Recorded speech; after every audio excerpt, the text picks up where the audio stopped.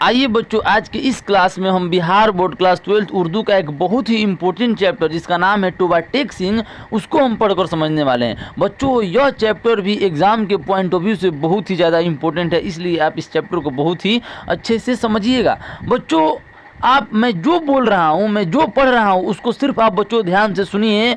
मैं वादा करता हूँ, मैं गारंटी देता हूँ आपको कि 35 से 40 ऑब्जेक्टिव जितना भी कहानी से बनेगा ना बच्चों, आपको छूटेगा नहीं। बच्चों, प्रीवियस ईयर देखने से बेटर है कि आप कहानी को अच्छे से सुन लीजिए। जब बच्चों आप कहानी को अच्छे से सुनिएगा तो कितना भी अंदर से पूछ देगा ना ऑब्जेक्टिव कहानी के अंदर से, तो आप उसको बना लीजिएगा। इसलिए बच्चों, जितना समय आप प्रीवियस ईयर में देते हैं उससे थोड़ा सा कम समय ही अगर आप कहानी को सुनने में दीजिएगा, तो अब जितना भी गहराई से अगर ऑब्जेक्टिव पूछेगा तो आप आराम से बना लीजिएगा। आपको पिक्चर याद रहेगी। उसी तरह जब आप फिल्म देखते हैं तो कैसे आपको फिल्म याद हो जाती है, उसी तरह यह कहानी आपको याद हो जाएगा। और कहीं से भी पूछेगा अगर आपको बच्चों, तो आप आराम से बना लीजिएगा। तो चलिए हम शुरू करते हैं। बच्चों, कह रहा है टू टेक सिंह। बच्चों, इसके मुसन्निफ हैं सआदत हसन मंटू। सआदत हसन मंटू मुसन्निफ मतलब लेखक। और यह जो है एक मुख्तसर अफसाना है। मुख्तसर का मतलब छोटा, अफसाना का मतलब कहानी, छोटा कहानी है। बच्चों, टू टेक सिंह, सबसे पहले आप इस हेडिंग का मतलब समझिए और ये समझिए कि यह कहानी लिखा ही क्यों गया है। बच्चों, अगर आप ये समझ लेंगे तो आराम से इस कहानी को आप समझ लेंगे। बच्चों, यह कहानी लिखा गया है बंटवारा पर। अब जैसा कि आप लोग जानते हैं कि हमारे मुल्क हिंदुस्तान का बंटवारा हुआ था हिंदुस्तान और पाकिस्तान में, तो उसी पर यह आधारित यह कहानी है। बच्चों, तो सबसे पहले आप इस हेडिंग को समझिए। बच्चों, जैसा कि आप जानते हैं कि हमारे मुल्क हिंदुस्तान में 200 वर्षों तक अंग्रेजों ने शासन किया। आप लोग पढ़े भी होंगे और एग्जाम में आता भी है, हमारे मुल्क हिंदुस्तान पर अंग्रेजों ने कितने वर्षों तक शासन किया? 200 वर्षों तक। हमारे स्वतंत्रता सेनानियों ने बहुत ही मशक्क़तों के साथ इस मुल्क हिंदुस्तान को आज़ाद किया। जब हमारा मुल्क आज़ाद हुआ तो वो लम्हा बहुत ही खुशगवार था बच्चों, बहुत ही खुशी देने वाला था। बच्चों, इस मुल्क को आज़ाद करना आसान काम नहीं था। यह उसी प्रकार था जिस तरह एक नाव को तूफान से बाहर निकाल कर लाना। मान लीजिए एक नाव समुद्र में चल रही है और वो तूफान में फंस गई है, तो तूफान से नाव को बाहर निकालना कितना कठिन काम है, उसी तरह बच्चों इस मुल्क हिंदुस्तान को आज़ाद करना बहुत ही कठिन काम था। इसलिए तो क्या खूब कहा गया है कि हम लाए हैं तूफान से कश्ती निकाल कर, इस देश को रखना मेरे बच्चों संभाल कर। मतलब कहा गया है यह जो मुल्क हिंदुस्तान है, स्वतंत्रता सेनानियों ने हमसे कहा कि हम लाए हैं तूफान से कश्ती निकाल कर, इस देश को रखना मेरे बच्चों संभाल कर। मतलब यह जो हिंदुस्तान है वह एक कश्ती था और यह एक तूफान में फंसा हुआ था। तूफान का मतलब अंग्रेज इसको छोड़ने पर राजी नहीं थे। वो हिंदुस्तान को छोड़ना नहीं चाहते थे। बहुत ही मुसीबत झेलने के बाद, बहुत ही संघर्ष के बाद, बहुत सारा बलिदान देने के बाद इस मुल्क हिंदुस्तान को आज़ाद किया गया है। इसलिए बच्चों कहा गया है कि हम लाए हैं तूफान से कश्ती निकाल कर, इस देश को रखना मेरे बच्चों संभाल कर। बच्चों, हमारा मुल्क हिंदुस्तान आज़ाद तो हो गया, बहुत ही खुशी का बच्चों वो लम्हा था। लेकिन हमारे मुल्क हिंदुस्तान पर बच्चों ग्रहण लग गया। ग्रहण ऐसे कि पाकिस्तान अलग होना चाहता था बच्चों। मतलब पाकिस्तान, मतलब मोहम्मद अली जिन्ना एक इंसान था, वो बोल रहा था कि मैं मुसलमानों के लिए एक अलग देश बनाऊंगा, मुझे अलग देश चाहिए। वो जिद करने लगा बच्चों, तो पाकिस्तान को हिंदुस्तान से अलग करना पड़ा। तो क्या बच्चों यह अच्छी बात है? क्या यह खुशी की बात है? नहीं बच्चों, एक तरफ खुशी थी कि मुल्क हमारा आज़ाद हुआ और दूसरी तरफ गम ये था कि पाकिस्तान हमसे अलग हो रहा था। तो क्या यह अच्छी बात है? क्या खुशी की बात है? नहीं बच्चों, ये खुशी की बात नहीं है। यह उसी प्रकार है जिस तरह आपके पापा जो हैं बहुत ही मुसीबत झेलने के बाद पाई जोड़कर खून पसीना से आपके घर को बनाते हैं और आप उसमें रहते हैं, और आगे चलकर आपके और आपके भाइयों के बीच लड़ाई होती है और वो घर बट जाता है। तो सबसे ज़्यादा अगर दुख किसी इंसान को होता है ना बच्चों, तो आपके पापा हैं बच्चों, आपके पापा। क्योंकि इसी इंसान ने इस घर को बहुत ही मेहनत, बहुत ही खून पसीने से इस घर को बनाया था। तो सबसे ज़्यादा अगर दुख किसी को होगी तो इस इंसान को, जो आपके पापा हैं। तो बच्चों, उसी प्रकार इस मुल्क हिंदुस्तान को जिन्होंने आज़ाद करवाया, अपना बलिदान दिया, अपना खून पसीना लगाया, तो क्या यह मुल्क बटेगा तो सबसे ज़्यादा दुख उनको नहीं होगी? एकदम होगी बच्चों। तो बच्चों, मुल्क हमारा बट गया। लाख समझाने के बावजूद मोहम्मद अली जिन्ना को समझाया गया, लेकिन मोहम्मद अली जिन्ना नहीं माना और हमारा मुल्क बट गया। चलो बच्चों, बट गया, कोई बात नहीं है। लेकिन बच्चों, जो इंसान थे एक हवसी हो गए थे, मतलब एक इंसान दूसरे इंसान के खून का प्यासा हो गया था। मुसलमान हिंदू को मार रहे थे और हिंदू मुसलमान को, खून की नदियाँ बह गई थी बच्चों, लाशों का पूरा ढेर बिछ गया था। तो जितना भी मंजर था, जितना भी नज़ारा था, उन सभी नज़ारों को सआदत हसन मंटू जो ये हैं, इन्होंने अपने आँखों से देखा था और उन्होंने जो जो देखा और उस पर उन्होंने एक कहानी लिख दिया जिसका नाम रखा उन्होंने टोबा टेक सिंह। बच्चों टोबा टेक सिंह, और इस कहानी के माध्यम से वो ये बताना चाहे हैं हम लोगों को यह कितना बददिमागी वाला काम था, कितना मूर्खता वाला काम था। तो उसी पर उन्होंने एक कहानी लिखा जिसका नाम है टोबा टेक सिंह। उम्मीद करते हैं बच्चों कि आप इस हेडिंग का मतलब समझ गए होंगे कि आखिर यह हेडिंग क्यों दिया गया है। अब आइए अब हम पढ़ते हैं, अब आपको और भी क्लैरिटी के साथ समझ में आएगा।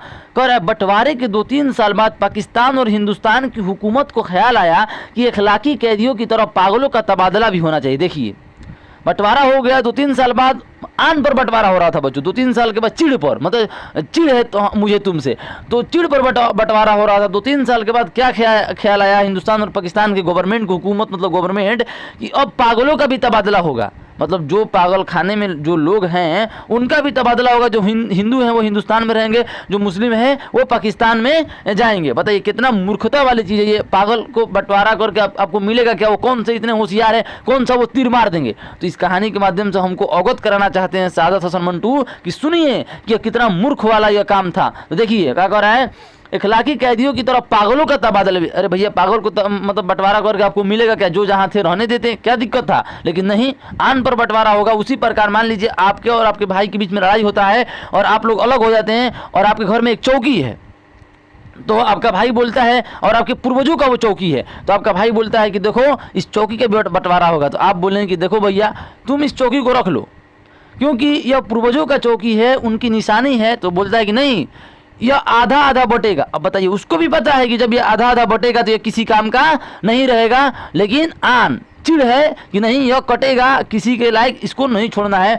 तो उसी प्रकार यह बंटवारा था बच्चों। बंटवारे के 2-3 साल बाद पाकिस्तान और हिंदुस्तान की हुकूमत को ख्याल आया कि इखलाकी कैदियों की तरह पागलों का तबादला भी होना चाहिए। यानी जो मुसलमान पागल हिंदुस्तान के पागल खानों में हैं उन्हें पाकिस्तान पहुंचा दिया जाए, और जो हिंदू और सिख पाकिस्तान के पागल खानों में हैं उन्हें हिंदुस्तान के हवाले कर दिया जाए। अभी मैंने आपको बताया, मालूम नहीं यह बात माकूल थी या गैर माकूल। सआदत हसन मंटू कह रहे हैं कि पता नहीं यह बात अर्थपूर्ण था। माकूल का मतलब बच्चों अर्थपूर्ण, गैर माकूल मतलब बिना अर्थ वाला। तो बच्चों जाहिर सी बात है बिना अर्थ मतलब एकदम बेवकूफ़ी वाला यह बात है। मालूम नहीं यह बात माकूल थी या गैर माकूल। बहरहाल दानिशमंदों के फैसले के मुताबिक इधर उधर ऊंची सतह पर कॉन्फ्रेंस हुई और बिला आखिर एक दिन पागलों के तबादले के लिए मुकर्रर हो गया। बच्चों कह रहा है कि यह बात तो मतलब बेवकूफ़ी वाली थी, लेकिन दानिशमंदों मतलब पढ़े लिखे लोग। बच्चों दानिशमंदों का मतलब क्या होता है? पढ़े लिखे लोग। बच्चों इस दुनिया में सबसे ज़्यादा अगर कोई गलती करता है ना तो वो पढ़े लिखे लोग ही हैं। जो अनपढ़ हैं वो तो डरते हैं, कि हम इस काम को कर देंगे तो शायद इसका अंजाम बुरा होगा, लेकिन पढ़े लिखे लोग ही सबसे ज़्यादा गलती करते हैं। तो वही कह रहा है बहरहाल दानिशमंदों के फैसले के मुताबिक, पढ़े लिखे लोगों के फैसले के मुताबिक इधर उधर ऊंची सतह पर कॉन्फ्रेंस मतलब बैठक हुआ, सलाह लिया गया, फैसला किया गया, मतलब कॉन्फ्रेंस हुई, और बिला आखिर और अंत में बच्चों बला नहीं बिला आखिर एक दिन पागलों के तबादले के लिए मुकर्रर हो गया। और जब बातचीत हो गया, फैसला हो गया, और तो एक दिन फिक्स कर दिया गया कि इस दिन पागलों का तबादला होगा। देख लीजिए कितना मूर्खता वाली बात है ये। अच्छी तरह छानबीन की गई। वह मुसलमान पागल, छानबीन तो करेंगे बच्चों कौन हिंदू है कौन मुसलमान, तब ना तबादला होगा। अच्छी तरह छानबीन की गई। वह मुसलमान पागल जिनके लवाहिकीन हिंदुस्तान ही में थे वही रहने दिए गए थे। हाँ बच्चों समझिए, यहाँ पर मोस्ट इंपॉर्टेंट पॉइंट है। कह रहा है कि वो मुसलमान पागल, देखिए बहुत सारे मुसलमान थे बच्चों जो हिंदुस्तान को छोड़ना नहीं चाहते हैं, उनमें से हम भी हैं बच्चों। तो हमारे जो पूर्वज थे वो बहुत समझदार थे कि वो पाकिस्तान नहीं, वहाँ की दशा सुनिएगा तो बच्चों आपको मतलब छोड़ दीजिए, उसका जिक्र ही करना बेकार है। वो मुसलमान पागल, बहुत सारे मुसलमान जो थे वो हिंदुस्तान में ही रहना चाहें। तो जो हिंदुस्तान में मतलब मुसलमान रहना चाहें, तो जो पागल उनके मतलब मान लीजिए कोई रिश्तेदार में पागल है तो उनको पाकिस्तान नहीं ले जाया गया, उनको यहीं पर छोड़ दिया गया। वही कह रहा है वह मुसलमान पागल जिनके लवाहिकीन का मतलब होता है बच्चों रिश्तेदार, लवाहिक की जमा होती है बच्चों लवाहिकीन, हिंदुस्तान ही में थे वहीं रहने दिए गए। जो बाकी थे उनको सरहद पर रवाना कर दिया गया। बच्चों सरहद का मतलब होता है क्या? सीमा, सीमा समझते हैं ना, सीमा बाउंड्री। तो बच्चों आप लोग सुने होंगे ऐ मेरे वतन के लोगों में, कोई गोरखा, कोई मद्रासी, कोई सिख, कोई जाट मराठा, कोई गोरखा, कोई मद्रासी, सरहद पर मरने वाला हर वीर था भारत वासी। तो सरहद का मतलब सीमा, तो उसको सरहद पर रवाना कर दिया गया। यहाँ पाकिस्तान में चूंकि करीब करीब मतलब लगभग तमाम हिंदू सिख जा चुके थे, इसलिए किसी को रखने रखाने का सवाल ही ना पैदा हुआ। जितने हिंदू सिख पागल थे सब के सब पुलिस की हिफाजत में सरहद पर पहुँचा दिए गए। जितने भी पाकिस्तान के जेलों में हिंदू पागल थे उनको, जो हिंदू पागल थे उनको हिंदुस्तान पहुँचा दिया गया। उधर का मालूम नहीं, आदत हसन मंटू जो है वो कह रहे उधर का मालूम नहीं, किधर का, हिंदुस्तान का मालूम नहीं, क्योंकि वो पाकिस्तान में थे। उधर का मालूम नहीं, लेकिन इधर लाहौर के पागल खाने में जब इस तबादले की खबर पहुंची तो बड़ी दिलचस्प चीज हुई है। बच्चों मैंने आपको बताया था चीमी मत पढ़िएगा, मी साइलेंट रहता है। उसी प्रकार KNOW आप लिखते हैं, यहाँ पर के साइलेंट रहता है, नो पढ़ते हैं उसी तरह केनो पढ़ते हैं बच्चों, नहीं नो पढ़ते हैं, उसी तरह मी साइलेंट रहेगा। ची हुई मतलब लोग आपस में बात कर रहे थे। होने लगी एक मुसलमान पागल जो 12 बरस से हर रोज बाकायदगी का मतलब होता है बच्चों रेगुलर, निरंतर बाकायदगी के साथ जमींदार पढ़ता था। एक बच्चों पागल था, मुसलमान पागल था वो, और वो 12 साल से कहता था कि मैं जमींदार हूँ, लगातार वो पढ़ता मतलब लगातार वो कहता था। उससे जब उसके दोस्त ने पूछा मौलवी साहब यह पाकिस्तान क्या होता है, उसने बड़े गौर फिक्र के बाद जवाब दिया। उसका एक दोस्त था, उससे पूछा कि मौलवी साहब, मुसलमान था इसलिए उसको मौलवी साहब, उसके दोस्त ने कहा मौलवी साहब यह पाकिस्तान क्या होता है। उसने बड़े गौर फिक्र का मतलब होता है बच्चों बहुत सोचने विचारने के बाद जवाब दिया, हिंदुस्तान में एक ऐसी जगह जहाँ उस्तरे बनते हैं। कह रहा है पागल है बच्चों, कुछ भी बोलेगा तो कह रहा है कि हिंदुस्तान में एक ऐसी जगह है जहाँ उस्तरे बनते हैं, उसे हम पाकिस्तान कहते हैं। उसी तरह बच्चों मैं आपसे पूछूं कि आपका नाम क्या है और आप बोले कि बिहार की राजधानी पटना है, बताइए कोई कनेक्शन है? तो मैं समझूंगा ना कि आप पागल ही हैं। तो उसी तरह इससे पूछा गया कि पाकिस्तान क्या है, तो ये कह रहा है कि हिंदुस्तान में एक ऐसी जगह जहां उस्तरे बंदे हैं। तो पागल तो है, तो पागल तो इसलिए तो जवाब दे रहा, सही रहता तो जेल में थोड़ी ना रहता। यह जवाब सुनकर उसका दोस्त मुतमईन हो गया, वो भी पागल था। यह जवाब सुनकर एकदम संतुष्ट हो गया। मुतमईन का मतलब होता है बच्चों सेटिस्फाई हो जाना, संतुष्ट हो जाना। इसी तरह एक सिख पागल ने एक दूसरे सिख पागल से पूछा, सरदार जी हमें हिंदुस्तान क्यों भेजा जा रहा है? एक सिख पागल था, मतलब बहुत से प्रकार के हिंदू मुसलमान सिख ईसाई बहुत से प्रकार के पागल होते हैं, तो वो जेल में थे। तो एक सिख पागल ने दूसरे सिख पागल से पूछा कि यह मतलब हमें हिंदुस्तान क्यों भेजा जा रहा है? सरदार जी, हाँ बच्चों जब भी आप सिख भाई को देखें तो उन्हें सरदार जी कह के संबोधित कीजिए, एक तरह से मतलब अच्छा माना जाता है बच्चों। सरदार जी नाम लेने से बेटर है कि सरदार जी बोलिए, उनको और भी ज़्यादा रिस्पेक्ट की फीलिंग आती है। तो वही कह रहा, पूछा सरदार जी हमें हिंदुस्तान क्यों भेजा जा रहा है? हमें हिंदुस्तान, वो पूछ रहा था, हमें तो वहाँ की बोली नहीं आती। कह रहा है कि हमें हिंदुस्तान क्यों भेजा जा रहा है, हमें तो वहाँ की बोली नहीं आती। पागल है बच्चों, समझेगा, समझ ही नहीं रहा है कि वो हिंदुस्तान में ही है, मतलब बोली ना बोली से क्या लेना देना है। दूसरा मुस्कुराया, मुझे तो हिंदुस्तानों की बोली आती है, हिंदुस्तानी बड़े शैतानी अकड़ फिरते हैं। एक दिन नहाते नहाते एक मुसलमान पागल ने पाकिस्तान जिंदाबाद का नारा इस जोर से बुलंद किया कि फर्श पर फिसल कर गिरा और बेहोश हो गया। एक मुसलमान पागल था, वो इतना जोर से नहाते नहाते इतना जोर से वो बोला कि पाकिस्तान जिंदाबाद कि वो फर्श पर गिरे और बेहोश हो गया। बाज पागल ऐसे भी थे जो पागल नहीं थे, कुछ पागल ऐसे भी थे जो पागल नहीं थे। उनमें अक्सरियत ऐसे कातिलों की थी जिनके रिश्तेदारों ने अफसरों को दे दिलाकर पागल खाने भिजवा दिया था कि फांसी के फंदे से बच जाए। कुछ ऐसे भी लोग थे जो पागल थे, लेकिन वो पागल नहीं थे, वो कातिल थे बच्चों, मर्डरर। उन्होंने किसी का मर्डर कर दिया तो बच्चों मतलब अब कानून के हिसाब से तो उनको फांसी होगी, लेकिन उनके रिश्तेदार सोचे कि क्या मर के क्या मिलेगा, जैसे दुनिया में रहो कहीं भी रहो, लेकिन दुनिया में रहो तो अफसरों को ऑफिसरों को कुछ पैसा देकर घूस देकर उनको मतलब डॉक्यूमेंट में ऐसा लिखवा दिया कि मतलब ये पागल है, तो पागल कहकर उनको पागल खाना भेज दिया गया ताकि वो फांसी के फंदे से बच। आज भी बच्चों ऐसा होता है कि कहीं भी रहो, जिंदा रहो, मरने से क्या मिलेगा। उनमें अक्सरियत ऐसे कातिलों की थी जिनके रिश्तेदारों ने अफसरों को दे दिलाकर पागल खाने भिजवा दिया था कि फांसी के फंदे से बच जाए, दुनिया में रहे, तो जेल में ही रहो लेकिन दुनिया में ही रहो। यह कुछ समझते थे कि हिंदुस्तान क्यों तकसीम हुआ। जो पागल नहीं थे वो तो समझेंगे ही कि हिंदुस्तान क्यों तकसीम हुआ। तकसीम मतलब बंटवारा, तकसीम, यह मिठाइयाँ गरीबों में तकसीम कर दो, बांट दो, तकसीम मतलब बंटना हुआ। और यह पाकिस्तान क्या है, लेकिन सही वाक़यात से वो भी बेखबर थे, जेल में थे। सही वाक़यात उनको मेन रीज़न कहाँ से पता चलेगा, फिर जेल में और बाहर में अंतर ही क्या रह जाएगा। लेकिन सही वाक़यात से वो बेखबर थे, अखबारों से कुछ पता नहीं चलता था। जेल में थे तो अखबार कहाँ से आएगा, अखबारों से कुछ पता नहीं चलता था। और पहरेदार सिपाही अनपढ़ और जाहिल थे। जो वहाँ के पहरेदारी जो कर रहे थे वो अनपढ़ और जाहिल थे। आज देखिए बच्चों, जाहिल थे और अनपढ़ थे तो वो पहरेदार बन गए। और आजकल होम गार्ड के लिए भी कितना पढ़ना पड़ रहा है और कितना दौड़ना पड़ रहा है, देख लीजिए। पढ़ और जाहिल थे, उनकी गुफ्तगू से, गुफ्तगू मतलब बातचीत, उनकी गुफ्तगू से भी वह कोई नतीजा बरामद नहीं कर सकते थे। जो अनपढ़ जो जाहिल पहरेदार थे वो आपस में जब बात करते थे तो उनकी बातों से भी कुछ स्पष्ट नहीं होता था कि आखिर रीजन क्या है पाकिस्तान बनने का। उनको सिर्फ इतना मालूम था कि एक आदमी मोहम्मद अली जिन्ना है जिसको कायदे आजम कहते थे। जो कातिल थे जिनको पागल घोषित कर दिया गया था, उनको सिर्फ इतना पता था कि एक आदमी है जिसका नाम है मोहम्मद अली जिन्ना, आज जिसको कहते हैं कायदे आजम। हाँ बच्चों, मोस्ट इंपॉर्टेंट कहेगा कायदे आजम किसे कहते हैं तो मोहम्मद अली जिन्ना को। बच्चों बहुत ही दिलचस्प कहानी है, यहाँ पर सुनिएगा आप। एक बार की बात है कि मोहम्मद अली जिन्ना मुंबई से दिल्ली ट्रेन से जा रहा था। वो जिस बोगी में बैठा था वो अकेला ही था उस बोगी में, और वो अखबार पढ़ रहा था। तो जो अचानक एक महिला आती है उसके पास और कहती है मोहम्मद अली जिन्ना से कि तुम्हारे पास जो कीमती सामान है, जो कीमती सामान है मुझे दे दो, नहीं तो मैं ज़ोर ज़ोर से चिल्लाकर हल्ला कर दूंगी, तुम मेरे साथ गलत काम कर रहे थे। मोहम्मद अली जिन्ना सुनता नहीं है और वो अपना अखबार पढ़ने में मशगूल रहता है, व्यस्त रहता है। वो फिर बोलती है यही बात, 2-3 बार बोलती है, तो फिर उसको झंझोड़ती है। वो औरत मोहम्मद अली जिन्ना को झंझोड़ती है और कहती है कि तुम्हें सुनाई नहीं देता है मैं क्या कह रही हूँ। तो मोहम्मद अली जिन्ना अपने कानों के पास अपने दोनों हाथों को ले जाता है और इशारा करता है कि मैं बहरा हूँ, मैं सुन नहीं सकता हूँ, तुम्हें जो कहना हो एक कागज़ पर लिख कर दो।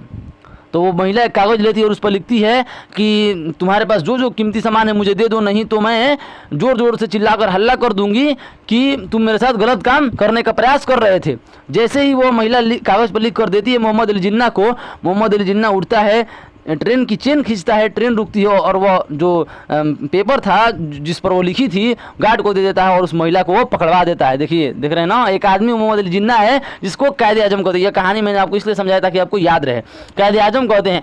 उसने मुसलमानों के लिए एक अलहदा मुल्क बनाया है जिसका नाम पाकिस्तान है। बड़ा मूर्ख वाला काम है बच्चों मुसलमानों के लिए। हम लोग मुसलमान नहीं हैं तो क्या हम लोग देश छोड़ रहे हैं? उसने मुसलमानों के लिए, हमारे पूर्वज बहुत ही समझदार थे जो हम लोग इस मुल्क में रहे। सारे जहाँ से अच्छा हिंदुस्ता हमारा, हम बुलबुले हैं इसकी, ये गुलसिता हमारा। उसने मुसलमानों के लिए एक अलहदा मुल्क बनाया है जिसका नाम पाकिस्तान है।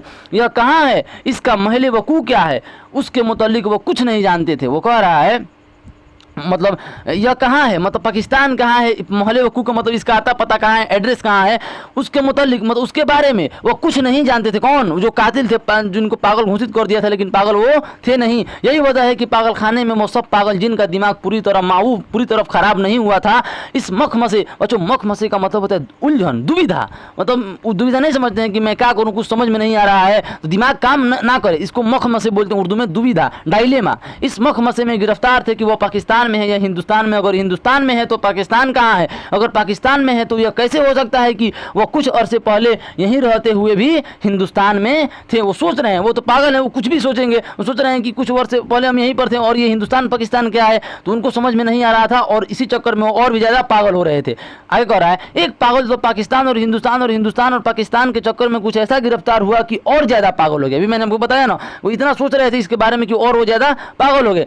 झाड़ू देते देते एक दिन दरख्त पर चढ़ गया और टहनी पर बैठकर 2 घंटे मुसलसल, मतलब लगातार मुसलसल तकरीर करता रहा जो हिंदुस्तान और पाकिस्तान के नाजुक मसले पर थी। एक पागल था, झाड़ू देते देते वो पेड़ पर चढ़ गया और वो मतलब तकरीर करने लगा, हिंदुस्तान और पाकिस्तान के बारे में वो बोलने लगा। सिपाहियों ने उसे नीचे उतरने को कहा तो वह और ऊपर चढ़ गया। डराया धमकाया गया तो उसने कहा, मैं हिंदुस्तान में रहना चाहता हूँ ना पाकिस्तान में, मैं इस दरख्त पर रहूँगा। बच्चों इस बात को समझिए, आप यहाँ पर आप लोग हंसिए मत, इस बात को समझिए। सादत हसन मंटू हम लोग को कहना क्या चाहते हैं, वो कहना चाहते हैं कि एक पागल था, वो झाड़ू देते देते चढ़ गया पेड़ पर और पेड़ पर चढ़ने के बाद तो वो हिंदुस्तान पाकिस्तान बोलने लगा। और जब उससे बोला गया कि तुम नीचे आओ तो वो बोला कि मैं ना हिंदुस्तान में रहूँगा ना पाकिस्तान में रहूँगा, मैं कहाँ रहूँगा, मैं इसी पेड़ पर रहूँगा। इसके माध्यम से सादत हसन मंटू हमको ये बताना चाहते हैं कि बच्चों बहुत से लोग थे जो बंटवारा को पसंद ना करते थे। वो चाहते थे कि हमारा मुल्क एक रहे, हम सब मिलजुल कर रहें बच्चों, लेकिन वो नहीं चाहते थे कि बंटवारा हो। लेकिन कुछ लोग ऐसे थे जिनको यह बंटवारा जो इस देश को तोड़ना चाहते थे बच्चों। तो कुछ लोग थे जैसे हम लोग हैं, तो हमारे भी पूर्वज कितने समझदार थे कि वो पाकिस्तान नहीं गए और हम इस मुल्क में रहें। तो वही वो इस पागल के जरिए बताना चाहते हैं कि बहुत से लोग थे जो ये नहीं चाहते। अभी यहाँ पर पढ़िए ना आप, देखिए यहाँ पर पढ़िए, मैं हिंदुस्तान में रहना चाहता हूँ ना पाकिस्तान में, मैं हिंदुस्तान पाकिस्तान में नहीं चाहता हूँ, मैं यहीं पर रहूँगा। जो जहाँ पर लोग थे वो कह रहे थे कि देखो भैया, ना मुझे हिंदुस्तान में जाना है ना मुझे पाकिस्तान में जाना है, मुझे सिर्फ यहीं पर रहना है। इसके माध्यम से हमको ये बताना चाहते हैं। बड़ी मुश्किलों के बाद जब उसका दौरा सर्द पड़ा, बच्चों दौरा का मतलब होता है अचानक, पागल को देखिएगा अचानक वो मतलब करने लगता है कुछ ऐसी हरकतें, एबनॉर्मल एक्टिविटीज। इसका दौरा शांत हुआ, मतलब ठीक रहेगा, ऐसे ऐसे मतलब ऐसे तो ठीक रहेगा, एक पैक वो पागल जैसा करने लगेगा, उसी को हम बोलते हैं दौरा। सर्द मतलब होता है नीचे हो जाना, मतलब ठंडा पड़ जाना। दौरा सर्द पड़ा तो वो नीचे उतर गया और अपने हिंदू सिख दोस्तों से गले मिलकर रोने लगा। बच्चों समझिए, और जो पागल था ना, जो पेड़ पर चढ़ा था, कुछ देर के बाद उसका जब दौरा शांत पड़ा तो वह पेड़ से नीचे उतरा अपने हिंदू सिख दोस्तों से गले मिलकर बच्चों वो रोने लगा। समझिए बच्चों, जब मुल्क का हमारा बंटवारा हो रहा था ना, तो बहुत से लोग थे जो बिछड़ गए बच्चों। मतलब मान लीजिए उनकी ज़मीनें यहाँ पर हैं, उनका घर चला गया पाकिस्तान में, मतलब उनकी ज़मीन यहाँ पर, उनका घर चला गया पाकिस्तान में, किसी की रोजी रोटी, किसी की नौकरी पाकिस्तान में लगी है, घर हिंदुस्तान में आ गया बच्चों। किसी का मान लीजिए कोई बाप है तो उसका बेटा पाकिस्तान में चला गया, कोई माँ है तो उसकी बेटी या बेटा पाकिस्तान में चला गया। बच्चों कितना दुख की बात है। उसी प्रकार है बच्चों, जिस तरह आप लोग अपना मान लीजिए आप घर में रहते हैं, जहाँ पर रहते हैं वहाँ आजू बाजू के लोगों से बच्चों आपको मोहब्बत सी हो जाती है, और जब आप उस जगह को छोड़ कर जाते हैं ना, तो आप, इंसान तो इमोशन का पुतला है, तो जब आप उस जगह को छोड़कर जाते हैं बच्चों, तो आपको रोना आ जाता है, क्योंकि वहाँ से आप जुड़ चुके हैं, आपकी भावनाएं वहाँ से जुड़ चुकी हैं। उसी तरह बच्चों, जब हिंदुस्तान पाकिस्तान का बंटवारा हो तब बहुत से लोग हिंदुस्तान छोड़कर पाकिस्तान जा रहे थे, तो जो मतलब जहाँ पर वो थे वहाँ के लोगों से उनको मोहब्बत हो गई थी बच्चों, और जब वो छोड़ के जा रहे थे तो वो गले मिलकर रो रहे थे, बिलक रहे थे कि मुझे मत बांटो, हम लोग यहीं पर रहना चाहते हैं। लेकिन बच्चों मूर्खता की भी, इंसान एक से एक काम करता है मूर्खता वाली, वही इस माध्यम से, इस कहानी के माध्यम से उनको बताना चाहते हैं कि अब जैसे आप जैसे हैं बच्चों, आप 12th में हैं, जब आप 12th में से निकलिएगा, आपके सभी दोस्त निकलेंगे, तो कोई कहाँ जाएगा, कोई रोजी रोटी की तलाश में लग जाएगा, कोई कंपटीशन की तैयारी में लग जाएगा, मतलब आप लोग बिछड़ जाएंगे। तो बच्चों आपकी आंखों से रोना नहीं आएगा। फेयरवेल की पार्टी होती है ना कि अब हम विदा लेते हैं यहाँ से, अब हमारा रास्ता अलग हो गया 12th के बाद, तो बच्चों आप लोग रोते हैं ना। उसी तरह बच्चों आप समझिए, जब हिंदुस्तान पाकिस्तान का बंटवारा हो रहा था तो बहुत से लोग रो रहे थे, बिलक रहे थे कि मुझे मत बांटो, मुझे यहीं पर रहने दो। लेकिन बच्चों क्या कीजिएगा, अब समझिए यही कह रहा है बच्चों, गले मिलकर रोने लगा। बहुत से लोग बच्चों रो रहे थे, पागल ही नहीं, पागल के माध्यम से हमको बताना चाहते हैं, लेकिन बहुत से लोग रो रहे थे बच्चों कि मुझे मत बांटो। इस ख्याल से उसका दिल भर आया था कि वह उसे छोड़कर हिंदुस्तान चले जाएंगे। मतलब रो रहे थे कि मतलब ये जो हमारे दोस्त हैं वो अब हमसे बिछड़ जाएंगे, वो मुझे छोड़कर हिंदुस्तान चलेंगे। आप अपने पर सोचकर, जिस तरह मैंने आपको अभी समझाया, अपने पर सोचिए और इसको फील कीजिए बच्चों। एक एमएससी पास, एमएससी समझते हैं ना, master in science, MSc, BSc के बाद क्या होता है एमएससी। एक एमएससी पास रेडियो इंजीनियर जो मुसलमान था और दूसरे पागलों से बिल्कुल अलग थलग बात किए, खास रविश पर सारा दिन खामोश टहलता रहा था। यह तब्दीली नमूदार हुई कि उसने तमाम कपड़े उतार कर दफादार के हवाले कर दिए, दफादार का मतलब पहरेदार, दफादार के हवाले कर दिए और नंग धड़ंग सारे बाग में चलना शुरू कर दिया। बच्चों एक पागल था, वो अपना सारा कपड़ा उतार कर और ऐसे नंगे धड़ंगे बाग में उस जेल में घूमने लगा। च्यूंट के एक मोटे मुसलमान पागल ने, जो मुस्लिम लीग का सरगर्म रुकन रह चुका था बच्चों। सरगर्म रुकन का मतलब होता है बच्चों सक्रिय सदस्य, जो उसमें मुस्लिम लीग में काम करता था। ये एक पार्टी है बच्चों, मतलब पॉलिटिकल पार्टी है, उसी का नाम है मुस्लिम लीग, उसमें वो सदस्य था। च्यूंट के एक मोटे मुसलमान पागल ने, जो मुस्लिम लीग का सरगर्म रुकन रह चुका था और दिन में 15-16 मरतबा नहाया करता था, 15-16 बार नहाता था। बताइए, एक लख्त यह आदत तर्क कर अचानक वो नहाना बंद कर दिया। उसका नाम मोहम्मद अली था। उसका नाम क्या था? मोहम्मद अली। आएगा एग्जाम में कि वो कौन सा ऐसा पागल था जो दिन में 15-16 मरतबा नहाता था। उसका नाम क्या था? तो मोहम्मद अली जिन्ना से याद रखिएगा, मोहम्मद अली। चुनांचा उसने एक दिन अपने जंगले में ऐलान कर दिया कि वह कायदे आजम मोहम्मद अली जिन्ना है। वो सबसे कहने लगा कि मैं मोहम्मद अली नहीं, मैं कायदे आजम मोहम्मद अली जिन्ना हूँ। उसकी देखा देखी एक सिख पागल मास्टर तारा सिंह बन गया। एक सिख पागल था, वो अपने आप को मास्टर तारा सिंह बन गया। आप इतिहास पढ़े होंगे तो आपको पता होगा कि मास्टर तारा सिंह और कायदे आजम के बीच में, मोहम्मद अली जिन्ना के बीच में पटती नहीं थी, दोनों एक दूसरे के विरोधी थे। तो उसके देखा देखी एक पागल सिख पागल था, वो क्या बन गया? मास्टर तारा सिंह। करीब था कि इस जंगले में खून खराब हो जाए, मगर दोनों को खतरनाक पागल करार देकर अलहदा कर दिया गया। अब तो बच्चों लड़ाई दोनों के बीच होनी थी, अब पागल लड़ेगा सब तो जाने ले लेगा, इसलिए दोनों को अलग कर दिया गया।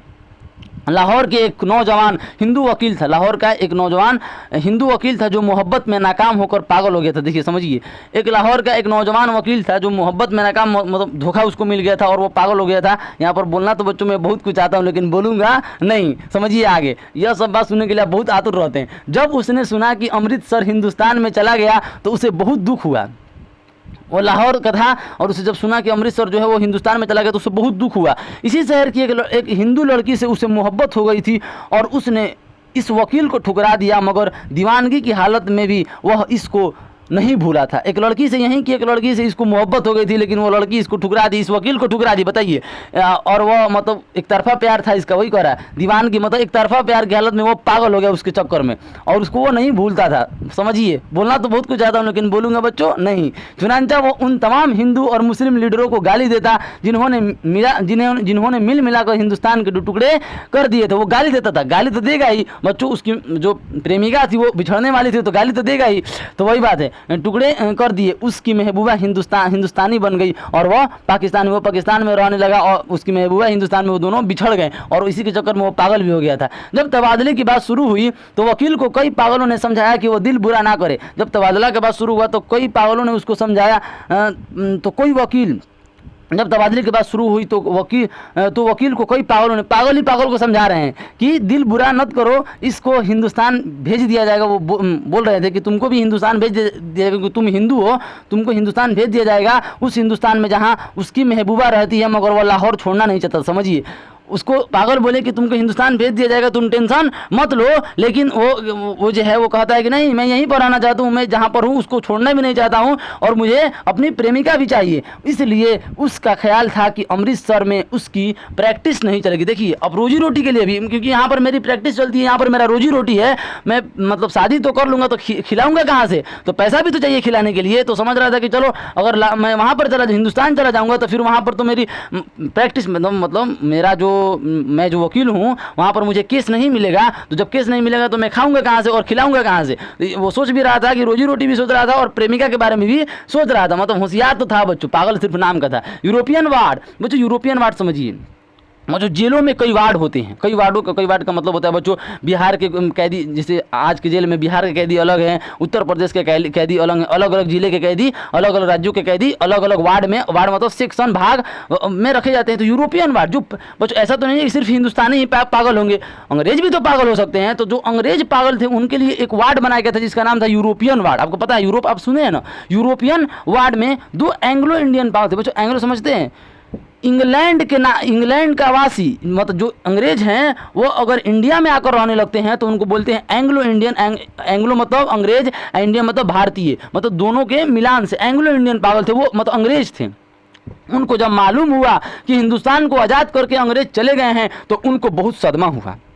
वो जो दोनों एंग्लो इंडियन पागल थे उनको जब पता चला कि हिंदुस्तान को आज़ाद करके अंग्रेज चले गए हैं तो उनको बहुत सदमा हुआ। सदमा इस बात का कि वो सोच रहे थे कि हाँ बच्चों, जो अंग्रेज पागल थे ना उनको ज़्यादा सहूलियत मिलती थी एज कम्पेयर टू जो इंडियन जो पागल थे, जो भारतीय पागल थे, उनके मुकाबले में उनको ज़्यादा सहूलियत मिलती थी, क्योंकि वहाँ पर भारत पर अंग्रेज़ों का शासन था। हमारे जो पागल कैदी थे उनके साथ बदसलूकी की जाती थी और उनके साथ अच्छा व्यवहार किया जाता था। मतलब समझिए, अंग्रेज, इसलिए उनको सदमा लगा कि अब हम लोगों के साथ क्या होगा। वो छुप छुप कर घंटों तक आपस में इस मसले पर गुफ्तगू करते रहते कि पागल खाने में अब इनकी हैसियत किस किस्म की होगी। वो सोच रहे थे कि अब तो अंग्रेज चले गए, अब हम लोग के साथ क्या होगा, अब तेरा क्या होगा कालिया। तो उसी प्रकार छुप कर घंटों तक आपस में इस मसले पर गुफ्तगू करते रहे कि पागल खाने में अब इनकी हैसियत किस किस्म की होगी, मतलब लोग हमको मतलब मार तो नहीं देंगे ना। वही सोच रहे हैं यूरोपियन वार्ड रहेगा या उड़ा दिया जाएगा। अभी मैंने आपको बताया ब्रेकफास्ट मिला करेगा या नहीं, क्या उन्हें डबल रोटी के बजाय ब्लडी इंडियन चपाती तो जहर मार नहीं करनी पड़ेगी। वो कह रहे सब कि क्या हमको ब्रेकफास्ट मिलेगा या रोटी ब्लडी देखिए यहाँ पर कह रहा है ब्लडी इंडियन चपाती, मतलब गाली दे रहा है सब कि मतलब यहाँ के जो रोटी है खराब है और अपने जो डबल रोटी के बजाय, डबल रोटी मतलब पिज़्ज़ा समझिए, पिज़्ज़ा इनको खाना है, डबल रोटी नहीं खाना है। तो वही कह रहे मिलेगा कि नहीं मिलेगा, इनको खाने की फिक्र है। एक साथ एक सिख था जिसको पागल खाने में दाखिल हुए 15 बरस हो चुके थे। एक सिख पागल था बच्चों जिसको पागल खाने में दाखिल हुए कितना हो जाता, 15 बरस। हर वक्त उसकी ज़बान से ये अजीबो गरीब अल्फाज सुनने में आते थे।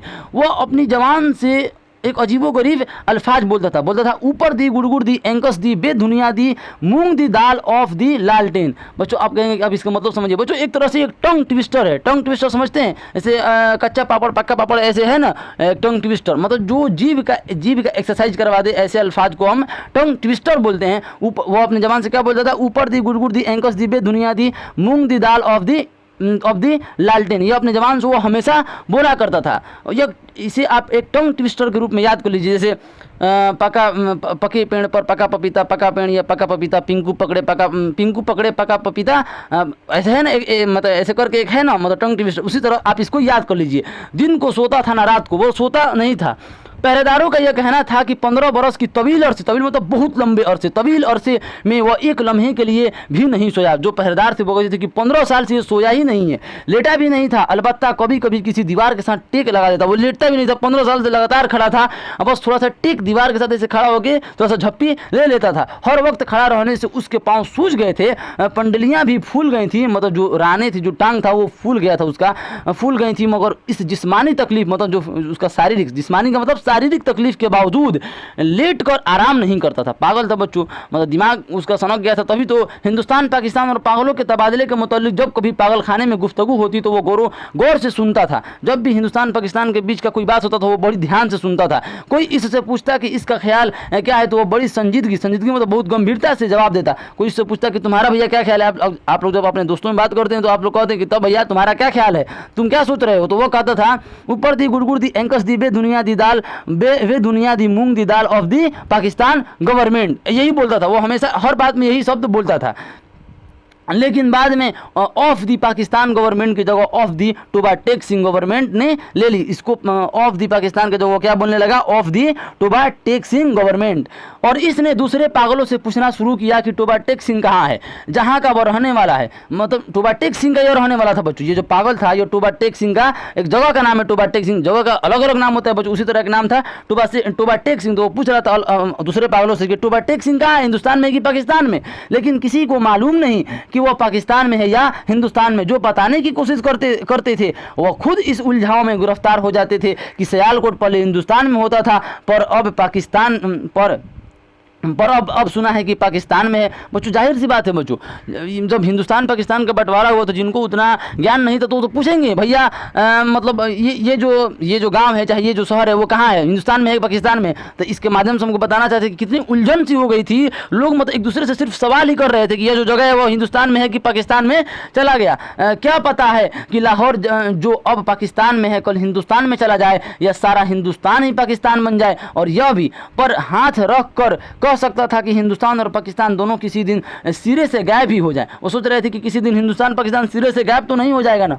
इस सिख पागल के केस मतलब बाल, इस सिख पागल के केस छदरे होकर बहुत छदरे मतलब झड़ कर, मुख्तसर मतलब थोड़ा सा मुख्तसर रह गए थे। उसके बाल जो थे वो झड़ गए थे क्योंकि बहुत कम नहाता था। नहीं नहाएगा तो बाल तो झड़ेंगे ही बच्चों। इसलिए दाढ़ी और सर के बाल आपस में जम गए थे बच्चों, मतलब जट बंधा गया था। उसके दाढ़ी का जो बाल था वो बहुत ही ज़्यादा लंबा हो चुका था, जिसके कारण बाईस का मतलब कारण, जिसके कारण उसकी शक्ल बड़ी भयानक हो गई थी। हाँ बच्चों, आप अगर बाल नहीं कटवाइएगा और अपना सेव नहीं कीजिएगा तो आप भयानक तो लगिएगा ही। वही कह रहा है 22 उसकी शक्ल भयानक हो गई थी मगर आदमी बेजरर था। लेकिन वो जो भयानक था, लेकिन भयानक तो लगता था लेकिन वो आदमी बहुत सीधा साधा था। बेजरर का मतलब किसी से लड़ाई झगड़ा नहीं करने वाला।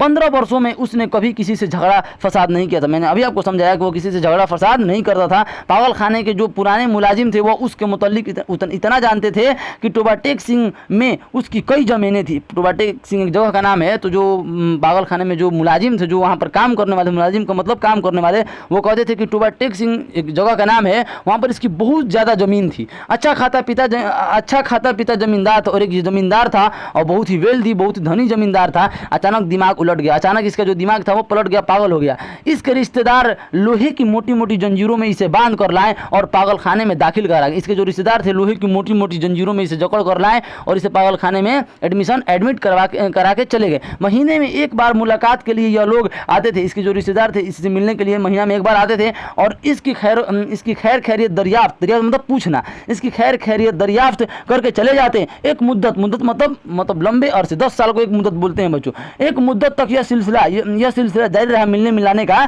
पर जब पाकिस्तान हिंदुस्तान की गड़बड़ शुरू हुई तो उनका आना क्या हो गया बच्चों, बंद हो गया। जब हिंदुस्तान पाकिस्तान बट गया तो वो आना भी बंद कर दिए। आज की इस वीडियो में बच्चों हम इतना ही रहने देते हैं। आपका भी मेमोरी है, आराम से डाउनलोड कीजिए, ज़्यादा डाउनलोड कीजिएगा बच्चों तो हैंग कर जाएगा। और अगले क्लास में हम इसको पूरा कर देंगे और उसके अगले वाले वीडियो में हम इसके इंपॉर्टेंट क्वेश्चन आंसर को लिखवा देंगे बच्चों। जय हिंद।